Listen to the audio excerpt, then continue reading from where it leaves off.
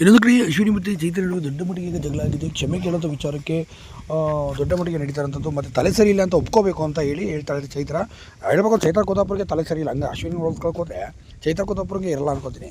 ಇನ್ನೊಂದು ಕಡೆ ಚೈತ್ರ ಅವ್ರು ತಲೆ ಸರಿ ಅಂತ ಒಪ್ಕೋಬೇಕು ಅಂತ ಹೇಳಿದ್ರೆ ಯಾತಕ್ಕೆ ಒಪ್ಕೊಳ್ಬೇಕು, ನಾನು ಒಪ್ಕೊಳ್ಳಲ್ಲ ಅಂತ. ಆದರೆ ಅಶ್ವಿನಿ ಹೆಂಗೆ ಅಂದರೆ ಆಕೆದ ಒಂದು ರೂಲ್ಸು, ಬೇರೆ ಎಲ್ಲರದ್ದು ರೂಲ್ಸ್ ಆದರೆ ಗಿಲ್ಲಿದೆಲ್ಲ ಬಂದಾಗ ಅವ್ರ ಅರ್ಥದ ಹೇಳ್ದಂಗೆ ಕೇಳಬೇಕು ಅಂತಾರೆ. ಆದರೆ ಇವ್ರದಂತೆ ಬಂದಾಗ ಇಲ್ಲ ನಾನೇ ಕೇಳಬೇಕು ಅಂತ ಹೇಳ್ತಾಳೆ ಅಶ್ವಿನಿ. ನಿಜಕ್ಕೂ ಇದೊಂದು ರೀತಿ ಭಾಳ ಕಷ್ಟವಾದ ಸಿದ್ಧಿ. ತಲೆ ಸರಿ ಇಲ್ಲ ಅಂತ ಒಪ್ಕೊಂಡು ನನಗೆ ಹೇಳಿದ್ರೆ ಮಾತ್ರ ನಾವು ತಿಂದಿದ್ದೀನಲ್ಲ ಅಂತ ಚೈತ್ರ ಹೇಳ್ತಾರೆ. ಅಯ್ಯೋ ನೀನು ತಿಂದಿದ್ರೆ ನಾವು ನಡಿ ಆಚೆಗೆ ಅಂತ ಹೇಳ್ತಾರೆ ಅವರು. ಇವ್ರಿಗೇನಾಗಬೇಕಾಗಿದೆ, ನೀನು ಅಂದರೆ ನಿನಗಿಂತ ಅಪ್ಪ ಕಿಲಾಡಿಗಳು ಅಶ್ವಿನಿ.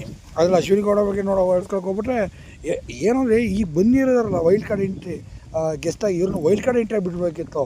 ಬಿಗ್ ಬಾಸ್ ಅಂತೂ ಈ ಬಾರಿ ಭಾಳ ದೊಡ್ಡ ಮಟ್ಟಿಗೆ TRP ಹೋಗ್ಬಿಡೋದು. ಯಾಕೆಂದರೆ ಸೌರ್ಯ ಮಟ್ಟಿಗೆ ಜಗಳ ಆಗೋದು, ಬೇರೆ ಥರ ತಿರ್ಗೋದು ಭಾಳ ಅದ್ಭುತವಾಗಿ ಆಗೋದು. ಬಟ್ ಇವ್ರು ವೈಲ್ಡ್ ಕಾರ್ಡ್ ಎಂಟ್ರಿ ಗೆಸ್ಟ್ ಮಾಡೋ ವೈಲ್ಡ್ ಕಾರ್ಡ್ ಎಂಟ್ರಿ ಮಾಡಿದರೆ ಚೆನ್ನಾಗಿ